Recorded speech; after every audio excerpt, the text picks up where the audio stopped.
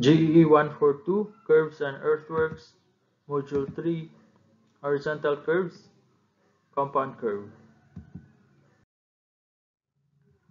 Welcome to the third module of this course. For this lesson, we will be discussing what is compound curve. So yung previous is simple curve, ngayon naman is compound curve and its applications. By the end of this module, you should be able to understand what is a compound curve and solve problems involving compound curves. So as a review, there are 4 types of horizontal curves: simple, reverse, spiral, and yung compound curve. Now, compound curve, this curve is normally consists of 2 simple curves curving the same direction. So it is a combination of 2 simple curve. Combination siya ng dalawang curve. This is the curve 1 for radius 1, curve 1, and radius number 2 for curve 2. So surveyors often have to use compound curve because of the terrain. So as I have discussed nung previous module, maybe because may mga obstruction na mahirap tanggalin or needs na lots of engineering works, so hindi siya economical. So better na i-increase na lang yung next curve para maging compound curve and segue dun sa obstruction na yun. So sa compound curve, merong dalawang simple curve. Ito yung dalawang simple curve na yun. So first simple curve, meron siyang origin 1, meron siyang internal angle, ito dito, ito yung PI1 for example. So meron siyang PC, PT, PC, then PT ulit. So meron siyang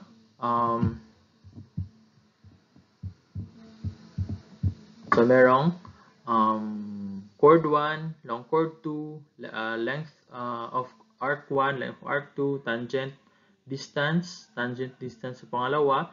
So yung bago lang dito is yung sa gitna niya, PCC. So yung the point where the two curve meets, yung end ng first curve and yung then it is the end of first curve and starting nung second curve is PCC, meaning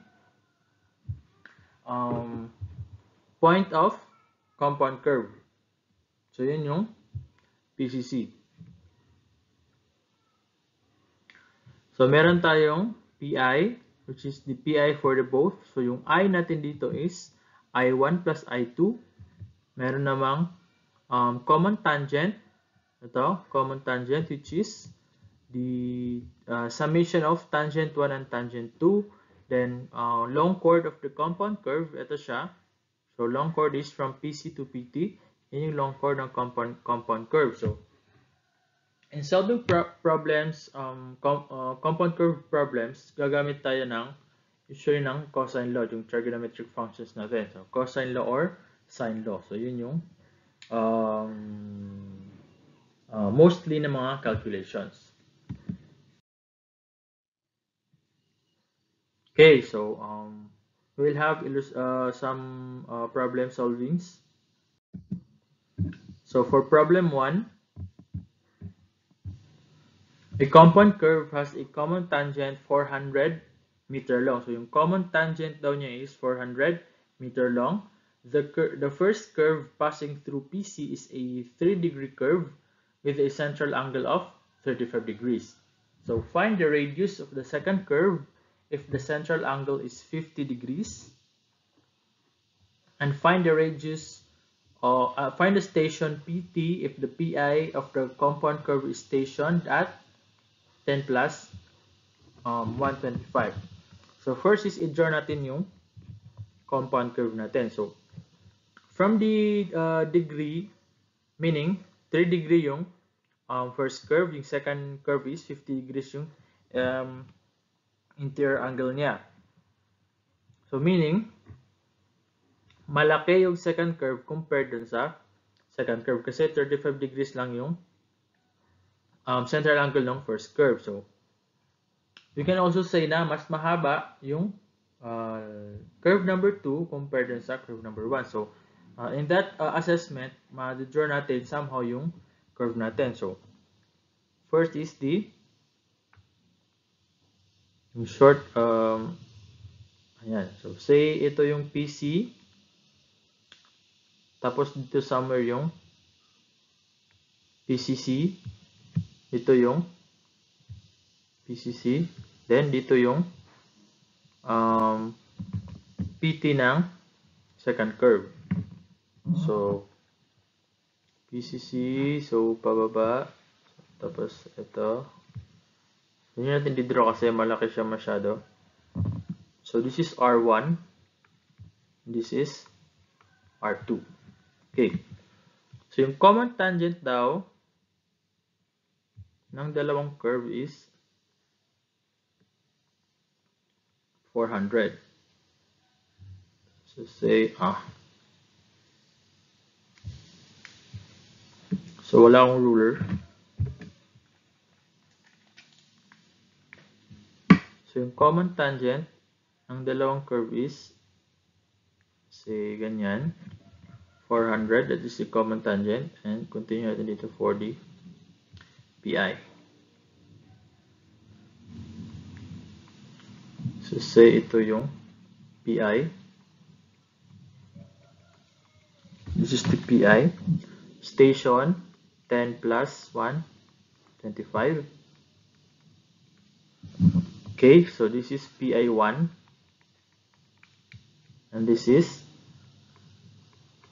PI2. So, yung first interior angle ng first curve is 35 degrees. Yung central angle ng second curve is 50 degrees daw. And this is the common tangent, which is T1 plus T2, which is 400 meters. So this is T1, T1, T1, and T2, T2. This is PCC, and this is PC. So first is find the length of the second curve, radius of the second curve of the central angle. So radius is using yung formula. So R1 is equals to 1145.916. Degree of curve niya is 3 degrees. So radius ng first is 381.972 meters. So yan yung radius ng first curve. 381.972 meters. So yung second question is, find the station of PT. So ano na yung station ng PT if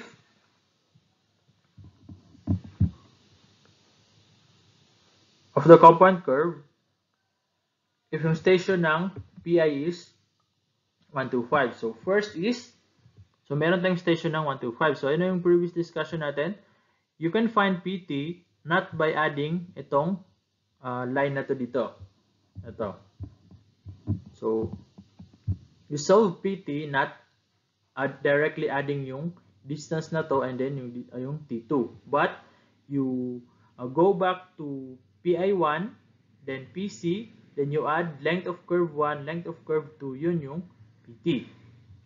Okay, so ano yung hahanapin natin ng mga variables? First is yung, say, this is Y. Assign natin as Y. This is T1. So, hahanapin natin is T1, yung Y, yung length ng curve 1, length ng curve 2. Saka natin makukuha yung PT. Okay, so first is, para makuha natin yung sa T2 at saka yung radius ng second curve.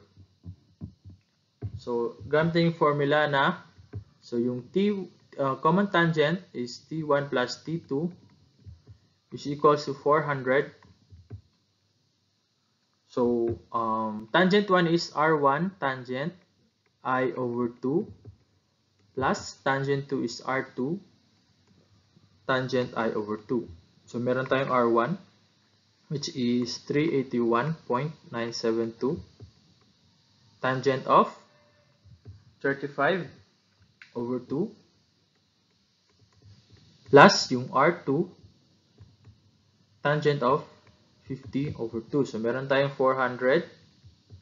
So R2 is equals to merong R2 magiging 599.528 meters. So yun yung distance ng R2. So meron tayong radius. Okay, so first is hanapin natin yung Y. So yung Y, so using sine law formed by the triangle PI, PI1, and PI2. So magiging Y over yung 50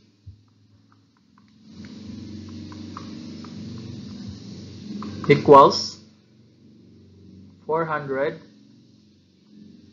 over sine. So this is 180 minus 35 minus 50. Therefore, Y is equals to 307.58.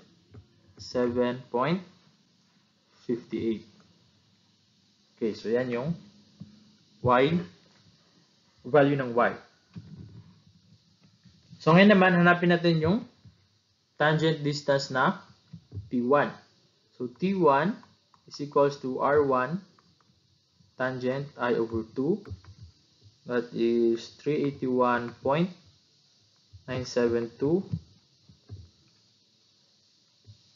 times 35 over 2 tangent.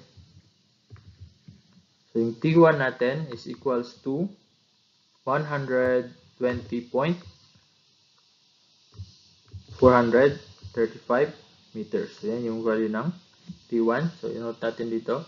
Merong 307.5882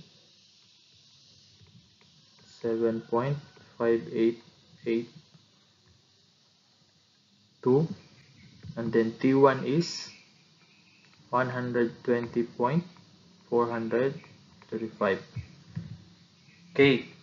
So ngayon hanapin. So meron na tayong Y, meron na tayong T, meron na tayong radius 1 for LC1 and radius 2 for LC2. So mahanap natin yung stationing ng PC.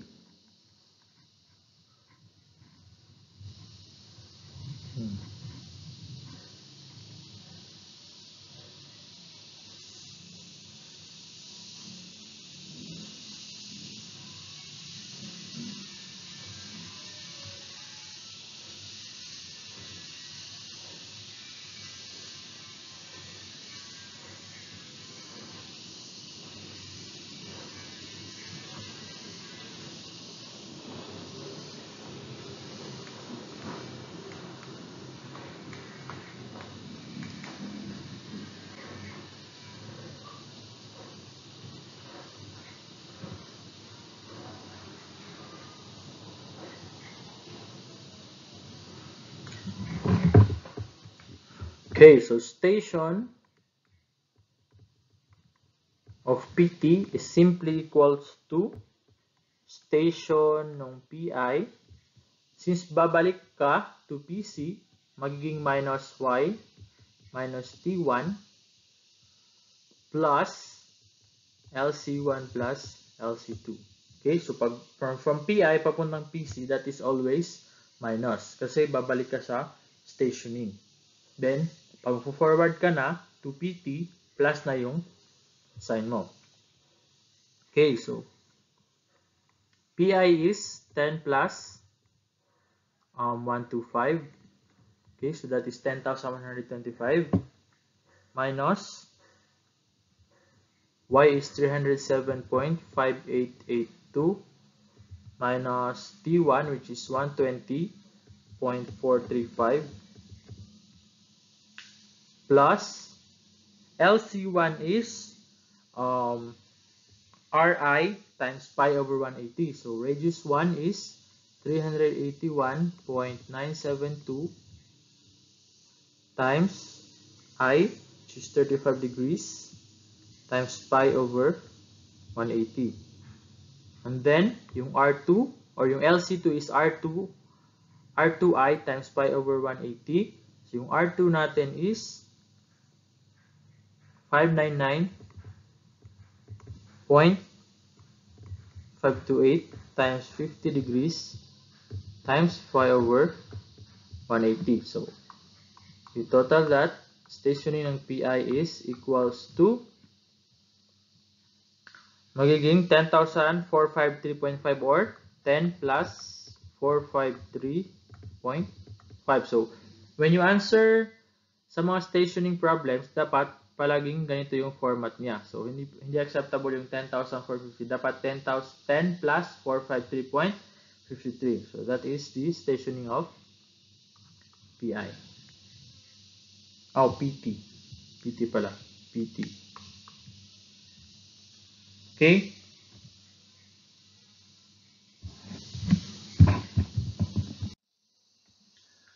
Okay, so problem number 2.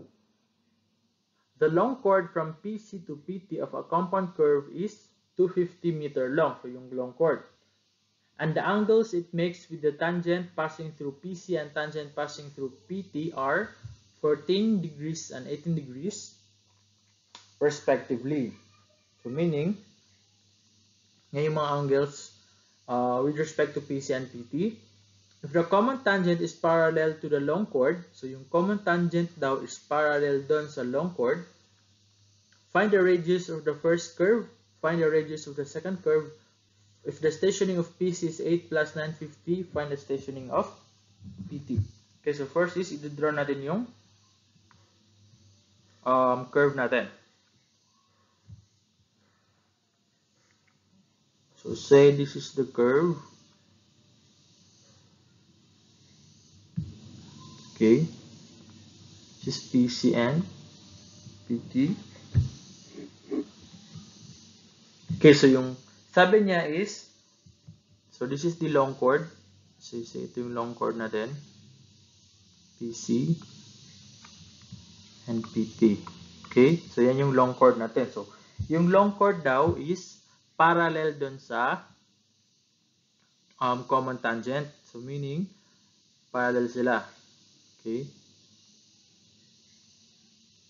Siguro mga ganito. Ayan. So, parallel sila. So, yung angle ng long chord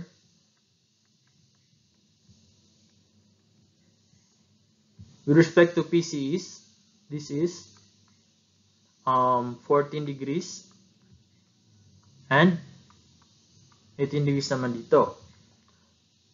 So, draw natin yung tapos natin yung yung curve natin.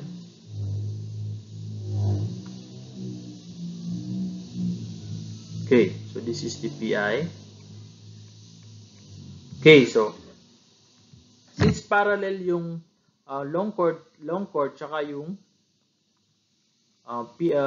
common tangent natin, so this also means na yung angle dito is 14 degrees, which is the I1.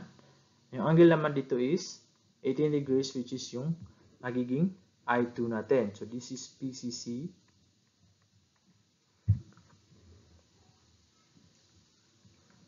Okay, so say baba natin.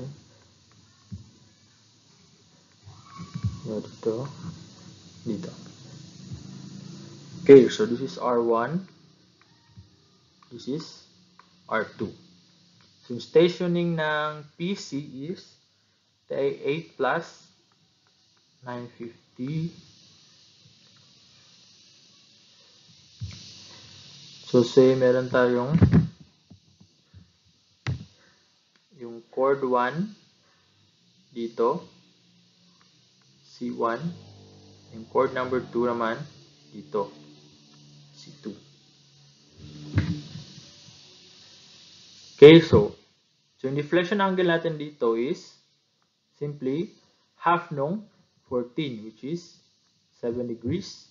Dito naman is half ng 18, 9 degrees. Okay.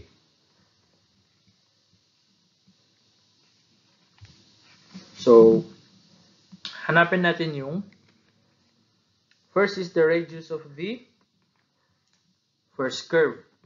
So, anong radius ng first curve natin?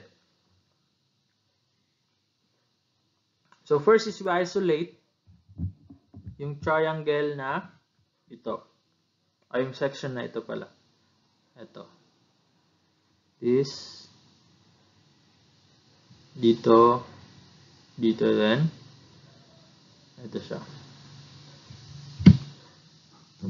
Okay, so using so also this one. Ng triangle pala ito.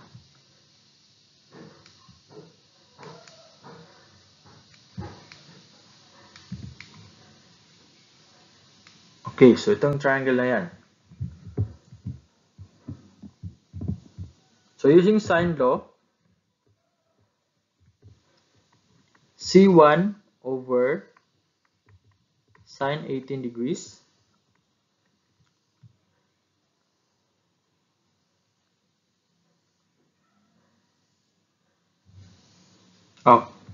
diba? 7 9 kasi half na siya. So sine 9 degrees. So this is 9, this is also 9. Yung half ng 18 na half ng 14. So C2 is sine, opposite niya is 7 degrees, is equals to 250, yung long chord natin, over, sa triangle merong 180 degrees, minus 7 minus 9. Okay, so masasolve natin yung C1 and C2. So C1 is 141.8843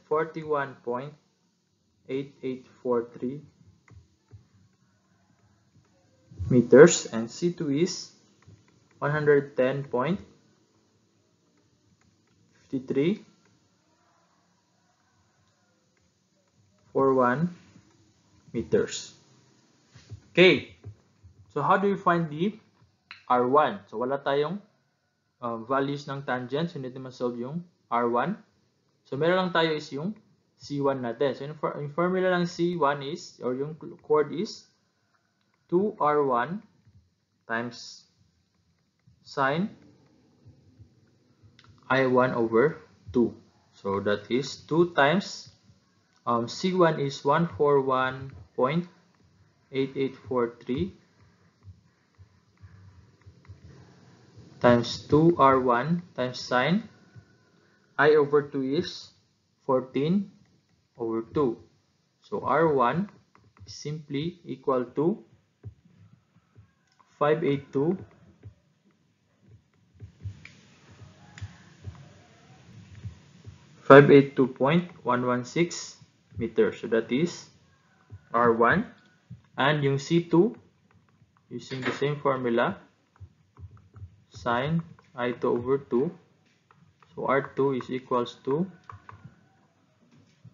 353.292 meters. Okay, so meaning mas mahaba yung radius 1. Okay, so that is, this is A and this is for letter B. Now, letter C is, ano yung stationing ng PT natin? Okay, so erase muna tayo. Okay, lagyan yung value. R1 is 582.116. R2 is 353.292.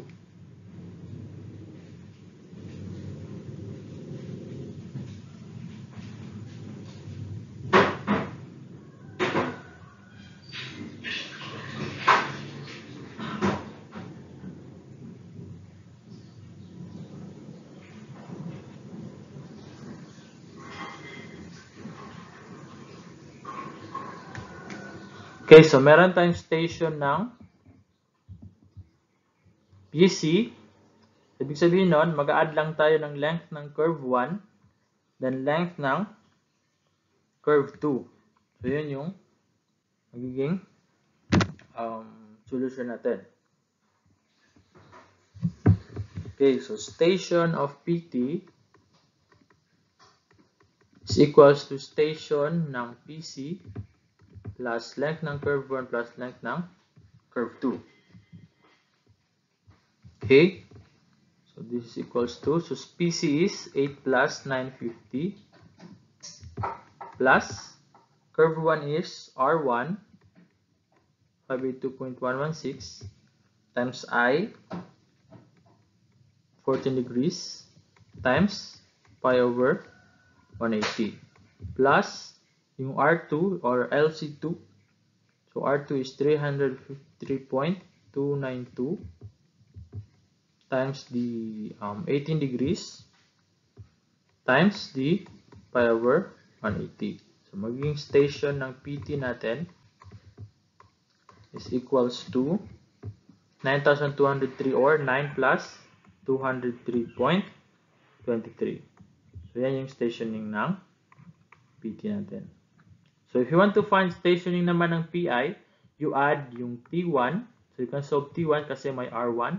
And you can also, you will also solve Y para mahanap yung PI natin. So, plus lang siya. PC plus T1 plus Y yun yung PI natin. Okay? So, so for your assessment, a compound curve has the following characteristics. Merong I1 is 24, I2 is 36, degree of curve ng 1 is 6, and degree of curve ng 2 is 4 degrees. Also, given yung stationing ng PI. So, question. Compute the stationing of PC, compute the stationing of PCC, compute the stationing of PT. So, remember yung pagkuha ng stations. So, yan yung assessment question natin. So, that's it for our module. References. So, this is the end for module 3. And thank you for listening and have a good day.